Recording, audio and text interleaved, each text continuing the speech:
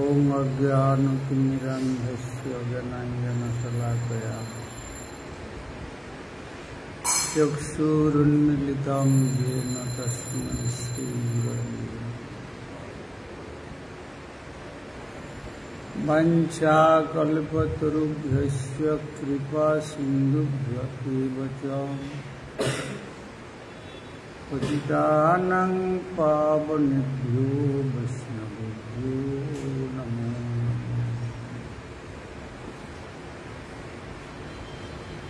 नमो महावदन्याय कृष्णप्रेमप्रदायते कृष्णाय कृष्णचैतन्य नाम्ने गौरतिसे नमः अंगस्य मुलिमच्छटाभिरवितमन्दिकृतेन्दुवरम् जड्डञ्जागुडरचिसं विदधतं पट्टम्बरस्य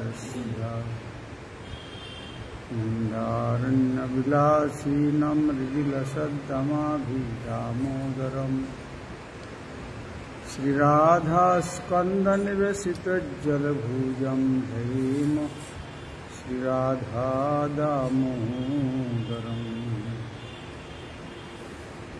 ओम नमो भगवते वासुदेवाय।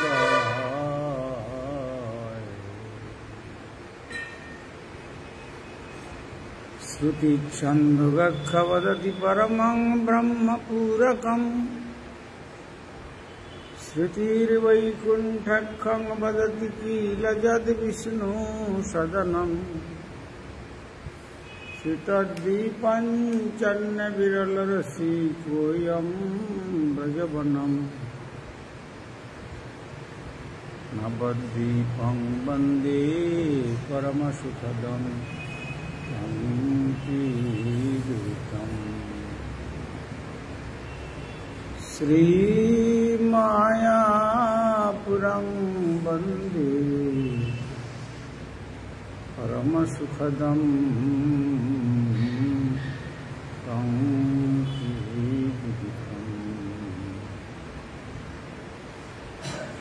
देवी सुरेश्वरी भगवती गंगे त्रिभुवनतारिणी तरलतरंगे शंकरमौलिनिवासिनि विमले मम मतिरस्तं तव पदकमले भक्त्याभिराधलक्ष्यै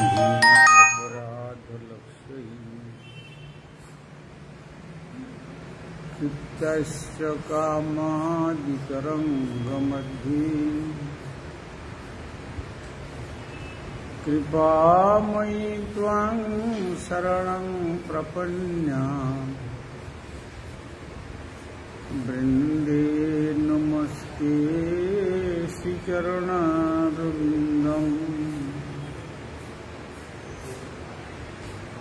श्रीकृष्ण चैतन्य प्रभु नित्यानंद श्री अद्वैत गदाधर शिवासादि गौरभक्तवृन्द। हरे कृष्ण कृष्ण कृष्ण हरे हरे हरे राम राम राम हरे हरे।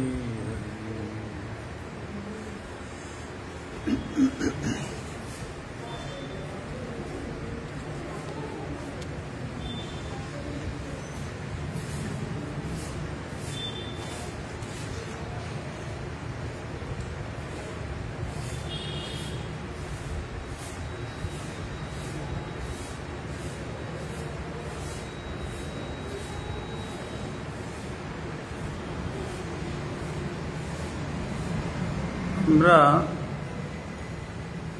বিগত কল্য আস্বাদন করেছিলাম श्रीमद्भागवतम दशम स्कंधे 21 अध्याये दशम संख्यक श्लोके आस्वादन करेছি বৃন্দাবনম সখী ভুবো বিতনতি কীর্তি যদ্দেবকী সুত পাদাম্বুজলব্ধ লক্ষ্মী গোবিন্দ বেণু মনুমত্ত ময়ূর নৃত্যম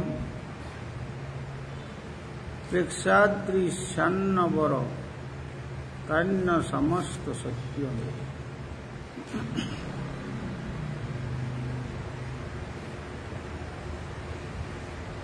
সেই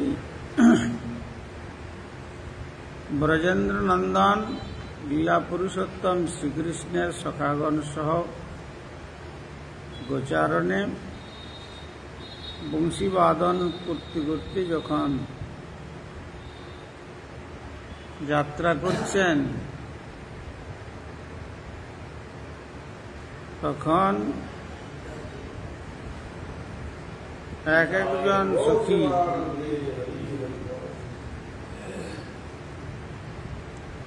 অপর সখীকে বলছেন,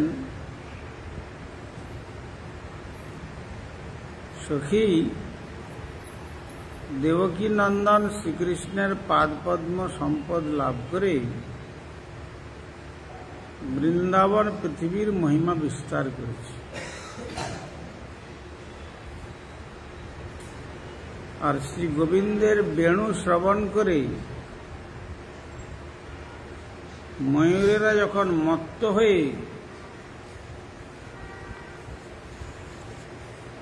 নৃত্য করে তখন পাহাড়ের চূড়া থেকে অন্য প্রাণীরা তাদের দর্শন করে তারাও অভিভূত হয়ে পড়ে।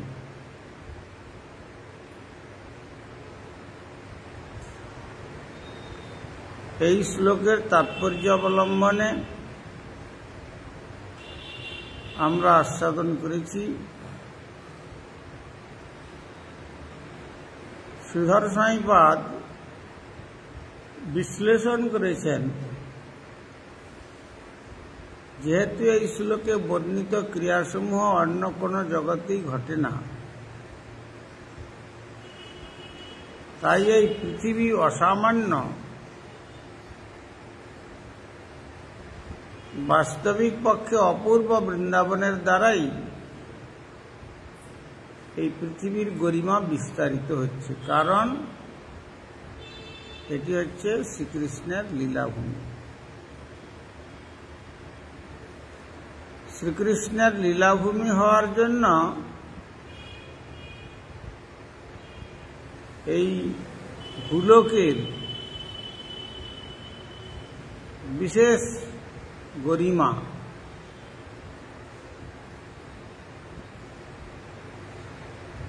এইটি প্রকাশিত হচ্ছে। বৃহৎ বিষ্ণু পুরাণের বর্ণনা অনুযায়ী, যেটি আমরা আগে আস্বাদন করেছি, মা যশোদাকে দেবকী নামেও উল্লেখ করা যায়।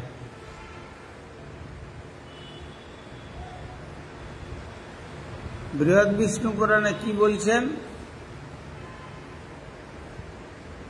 দে নামনি নন্দ ভার্যায়া যশোদা দেবকী চ অত সক্ষমভূতস্যা দেবক্যা শৌরি জায়া।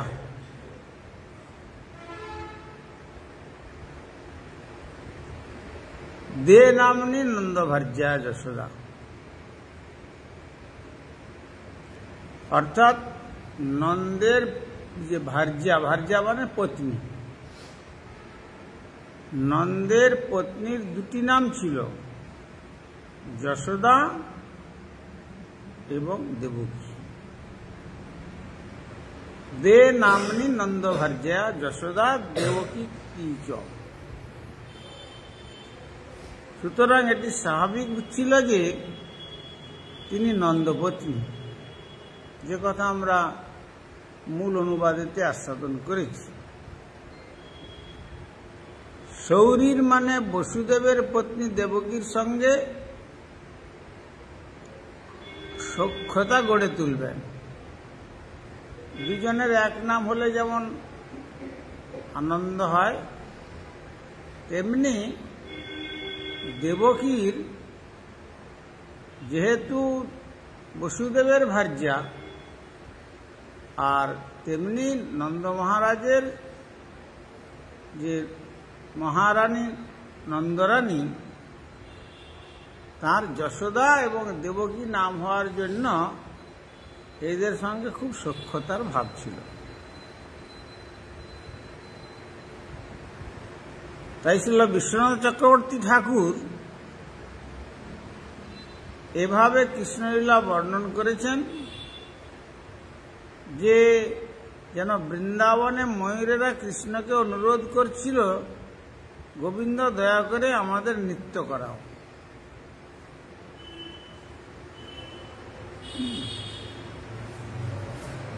এভাবেই কৃষ্ণ তার বেণুবাদন করলেন এবং ময়ূরেরা তাকে বৃত্ত আকারে পরিবেষ্টন করে তার সুরের তালে তালে নৃত্য করছে।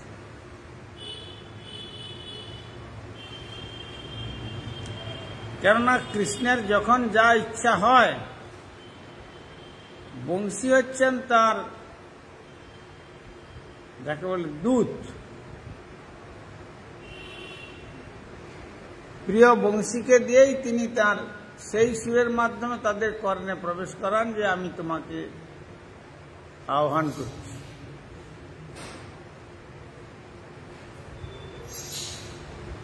যাকে যখন দরকার হয় বা লীলাতে প্রয়োজন মনে করেন, তখন তিনি বংশীধ্বনির দ্বারাই সেটি ইঙ্গিত করেন। কিন্তু সেই বংশীধ্বনি বাজলেও অপরে শুনতে পাবে না, যার জন্য বাজাচ্ছেন সেই শুনতে পাবে।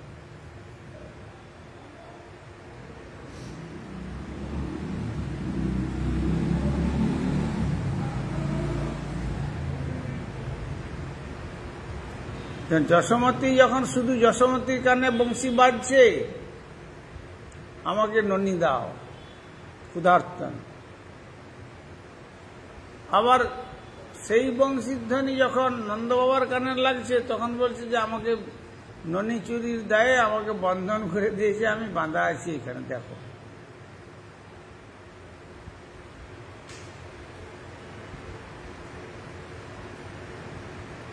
সখাগণ শুনছেন, চলো গোচারণে যাই, সখাদের কানে বাঁশি বাজছে, আর কেউ শুনতে পাচ্ছেন না।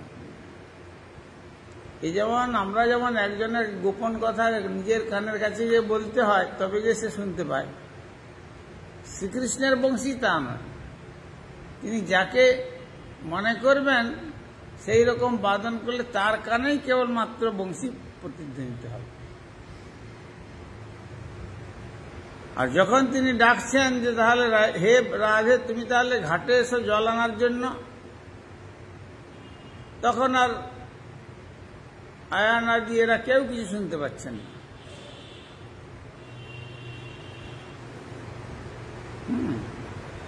সেই রকম এখানে ময়ূরেরা তাকে বৃত্তাকারে পরিবেষ্টন করে যখন শ্রীকৃষ্ণ বললেন যে তোমরা নৃত্য করো দেখিনি কেমন, আর ময়ূরগুলো ঠিক সেই রকম এখনো নৃত্য করে। যখন পেখম তুলে তখন এক পা নিচে আগে দেয়, এক পা পিছনে দেয়, এক পা আগে দেয়, এক পা পিছনে দেয়। এত বড় পেখম তুলে কিন্তু নৃত্য করে। পেখম তুলে যে দাঁড়িয়ে থাকে তা থাকে না, কিন্তু নৃত্য করে এখনো। তো তেমনি বলছেন গোবিন্দ যখন বংশীর দ্বারা বলেন যে তুমি নৃত্য করাও আমাদের,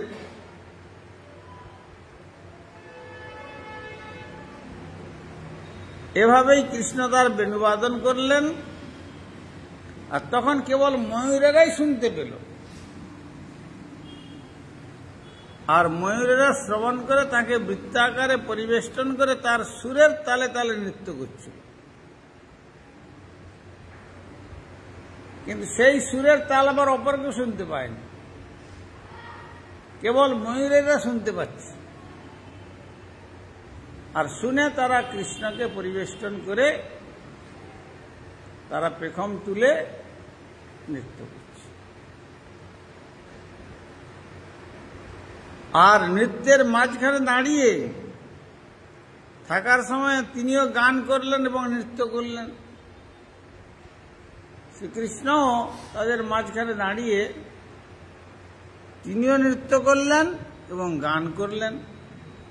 তখন যে সমস্ত ময়ূর তার গীতবাদ্য সম্পাদনে সম্পূর্ণ পরিতৃপ্ত হয়েছিল, তারা কৃতজ্ঞতাবশত তার আনন্দের জন্য তাদের নিজেদের দিব্য পুচ্ছ তাকে নিবেদন করলেন। আমাদের দেওয়ার মতো কি আছে? আমাদের পালকটাই আছে, ময়ূরের পাখা।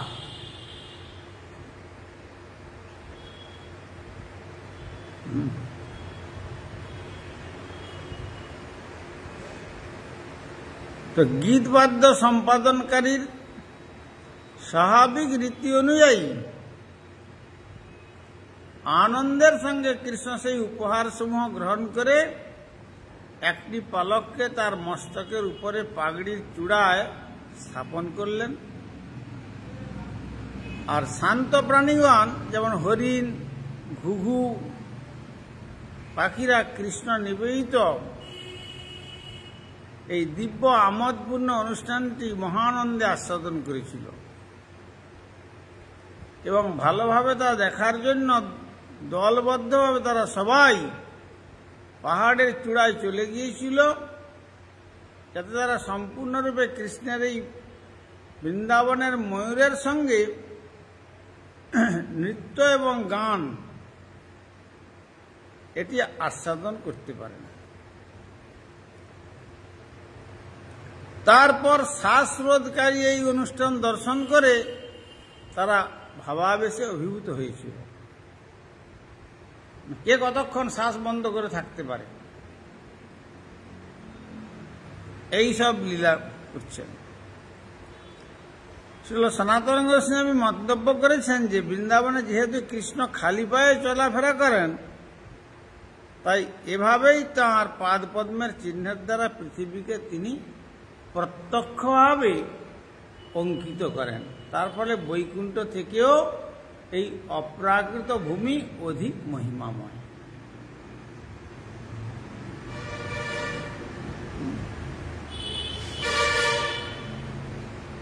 কারণ বিষ্ণু সেখানে পাদুকা পরিধান করেন। কোথায়? বৈকুণ্ঠে। সনাতন গোস্বামী পাদ তার টিকার মধ্যে কথাটি বর্ণনা দিয়েছেন যে বৈকুণ্ঠ ধামে ভগবান বিষ্ণু সেখানে পাদুকা পরিধান করেন। আর বৃন্দাবন লীলায় যখন শ্রীকৃষ্ণ এসেছেন, তখন যে 14 বৎসর 6 মাস কাল যে তার কৈশোর বয়স সফল করলেন শ্রীধাম বৃন্দাবনে গোচারণ এবং মধুর লীলার রসাস্বাদনের মাধ্যমে, তিনি কিন্তু কোন রকম পাদুকা ব্যবহার করেন। তার কারণ, পাদুকা ব্যবহার না করার কারণ কি? যেহেতু নিত্য গোলক বৃন্দাবন শিব ব্রহ্মা দেবাদির অগোচর,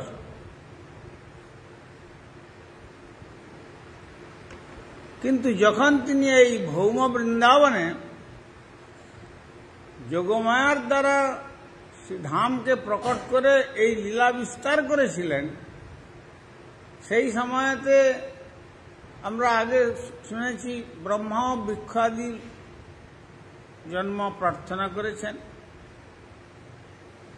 উদ্ধব তৃণগুল্ম লতা হতে প্রার্থনা করেছেন,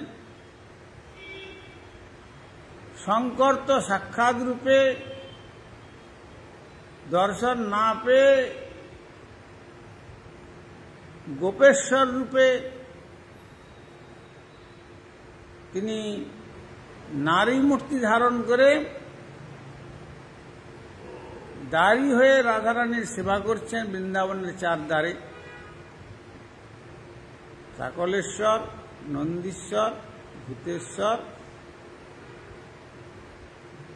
আর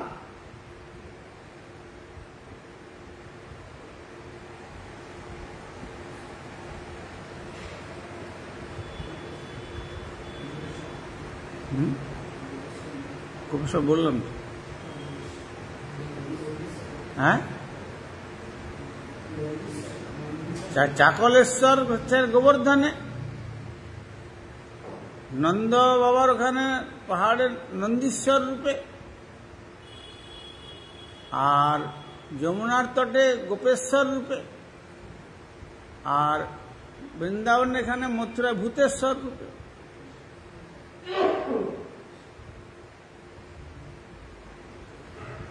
কিরকম? গোপী মূর্তি, গোপী মূর্তি রূপে।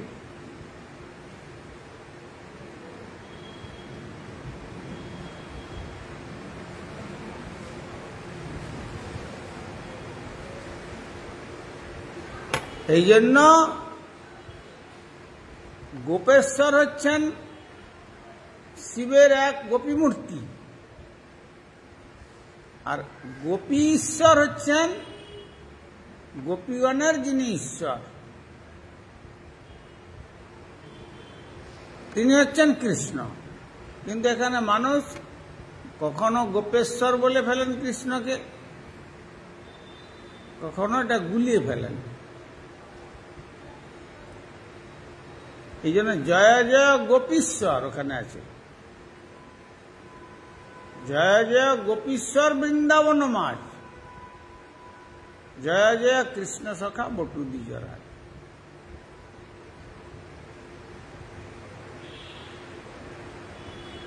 আর এখন ফেলে দিয়ে তো ভেঙে দেবে, যা দেখছি।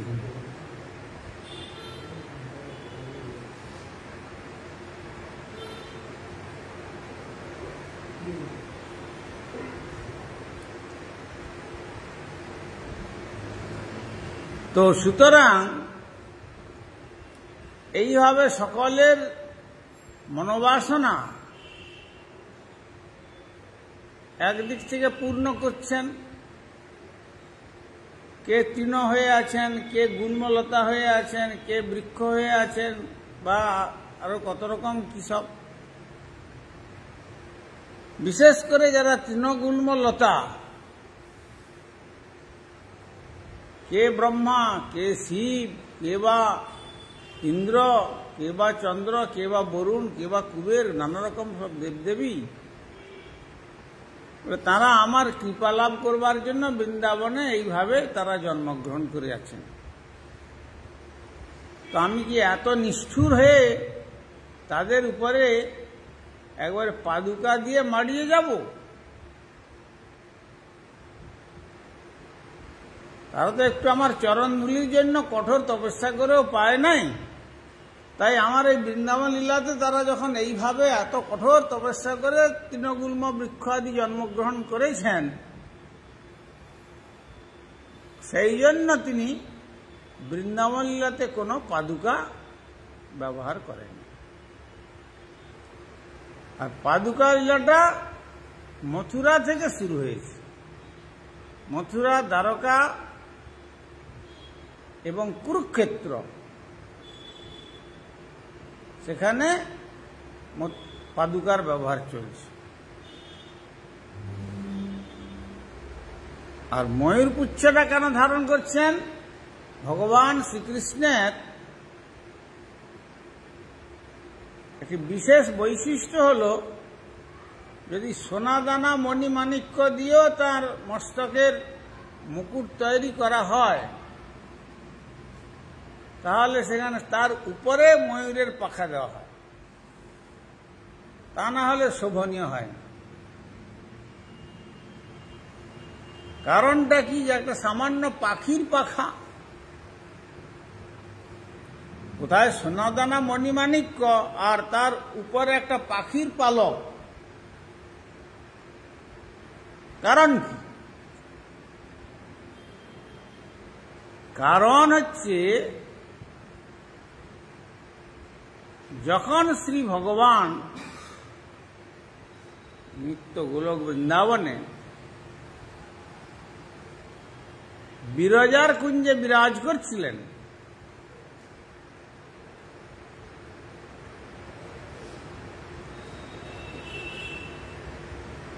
আর সেই সময়তে রাধারানী সহ অন্যান্য সখীগণ তারা কৃষ্ণ অন্বেষণ করে পাননি। পরে যখন সন্ধান পেলেন যে বিরজার কুঞ্জেতে কৃষ্ণ, তখন উভয়ের মধ্যে এমন হচ্ছে যে একটা সতীন শব্দ আছে না, সেই রকম যেন একে অপরের সুখটা সহ্য করতে পারে না, তেমনি যেই দেখলেন কৃষ্ণকে বিরজার কুঞ্জে রাধারানী, তখন ওখানে বিরজার প্রতি অত্যন্ত ক্ষুব্ধ হলেন। তখন বিরজা কি করলেন, একটা বিরাট সর্পের মূর্তি ধারণ করে ওকে ছোবল মারবার জন্য রাধারানীর দিকে এগিয়ে এলেন। আর যখন রাধারানীর দিকে সর্পরূপ ধারণ করে এগিয়ে এলেন, তখন রাধারানী ওখানে ময়ূর রূপ ধারণ করে ওই সর্পকে নিঃশক্তি করেছিল। দুইজনের মধ্যে বিবাদ হলো। তো দুই বিবাদের মধ্যে সেখানে রাধারানী যে সর্বশ্রেষ্ঠা শক্তি সম্পন্ন বিশেষ যে তার প্রাণ প্রিয়া, সেই সূত্রেতে ওই বিবাদের সময় একটি পালক যখন খসে পড়ল, তখন বললেন যে বিরজা, তুমি যেখানে দ্বন্দ্ব করতে যাচ্ছ তোমার দ্বন্দ্বটা ঠিক নয়। দেখো, শ্রেষ্ঠত্বের প্রতীক স্বরূপ এই যে রাধারানী যে ময়ূর রূপ ধারণ করলেন, তোমাকে পরাজিত করলেন। তার কেননা যত বড় সর্প হোক, ময়ূর ওদের খাদ্য হয়ে যায়। আর সেই পালক যখন পড়েছিল, সেই পালকটাকে কৃষ্ণ তখন তুলে নিয়ে আর তার মস্তকের মুকুটের উপরেই স্থান দিয়েছিলেন।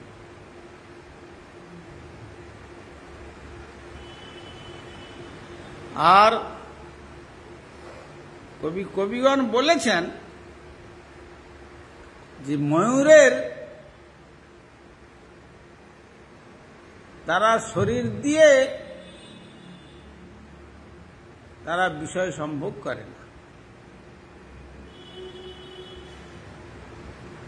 তবে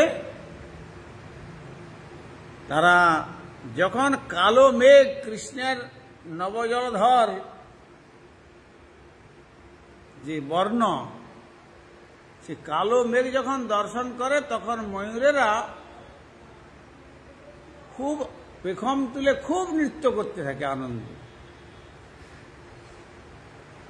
আর যখন নৃত্য করতে থাকে, সেই আনন্দে নৃত্য করতে করতে ওদের ধাতু স্খলন হয়। তখন কি হয় না, ময়ূরীরা তখন ওই ধাতু আহার করে, তার দ্বারা সেখানে ডিম্ব তৈরি হয়, উদরে গিয়ে তারপরে ডিম্ব প্রসব করে, তারপরে বাচ্চা আসে। এইটি হচ্ছে বিশেষ যে ময়ূর, এই জন্য জাতীয় পাখির মধ্যে সর্বশ্রেষ্ঠ বলা হয়েছে। আর যারা অন্যান্য যে কোনো জাতি, তারা উভয় লিঙ্গের সঙ্গে মিলিত হয়, স্ত্রীলিঙ্গ পুংলিঙ্গ। কিন্তু এখানে বলছেন নিষ্কামতার প্রতীক, সেই সূত্র দেখিয়ে ভগবান শ্রীকৃষ্ণ তাকে স্থান দিলেন মস্তকের মুকুটের উপরে। অতএব যারা তার ভজন করেন, তারা কিরকম নিষ্কাম হলে ভগবান তাকে মাথার চূড়ার উপরেতে স্থান প্রদান করেন।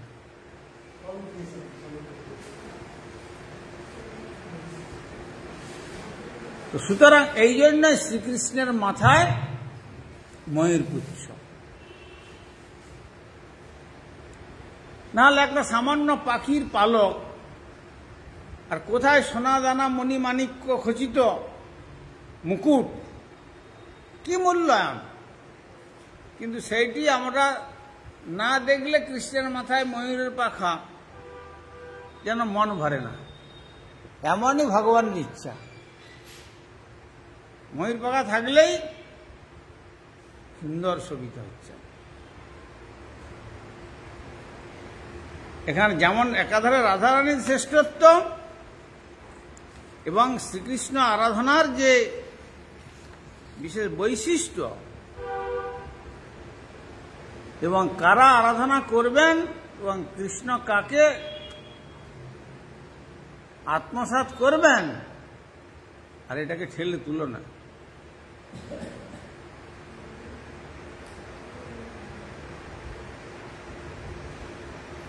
কপাল একবার পুড়ে গেছে।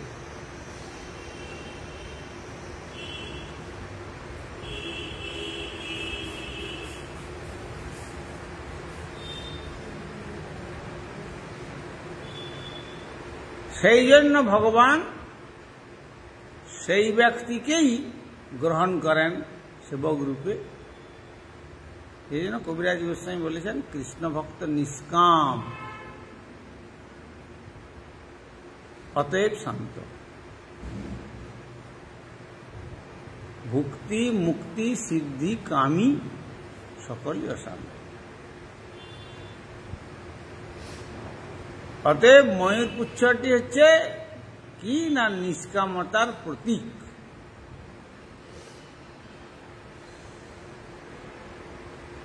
তবে বলছেন যে ব্রজদেবীগঞ্জ নিজেদেরকে শৃঙ্গার করেন, সুন্দরভাবে সুসজ্জিত করেন। কেন? কবিরাজ গোস্বামী বলছেন যে শ্রীকৃষ্ণ দেখে, আমাদের দেখে তিনি আনন্দ লাভ করবেন, এই জন্য তাদের শৃঙ্গার। জগতের রমণীরা তারা শৃঙ্গার নিজেকে সজ্জিত করেন কিসের জন্য? না আমাকে সুন্দরী দেখুক সকলে। ব্রজদেবীগণের ভাবটা কি না আমাদের দর্শন করে কৃষ্ণ আনন্দ লাভ করবে, সবে বাঞ্ছি তার সুখ।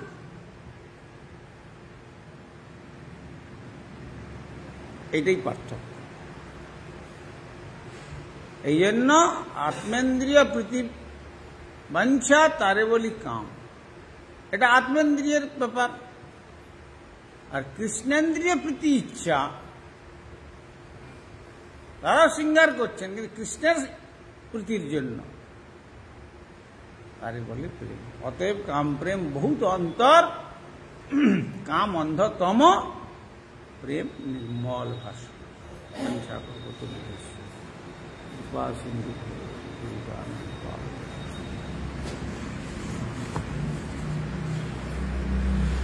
হরিহরায় নম কৃষ্ণ যাদবায় নম, হরিহরায় নম কৃষ্ণ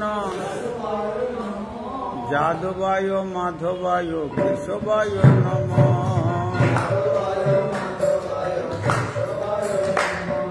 গোপাল গোবিন্দ রাম মধুসূদন, গোপাল গোবিন্দ শ্রীধারী গোপীনাথ মদন মোহন,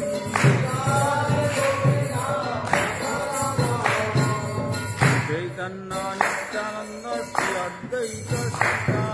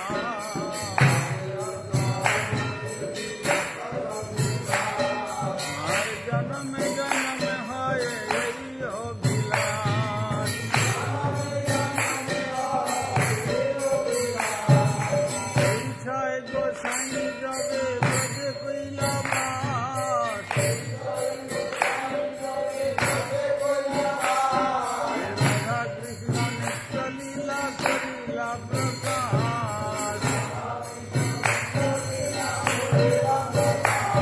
मेरे आनंदे बोल हरि भज वृंदावन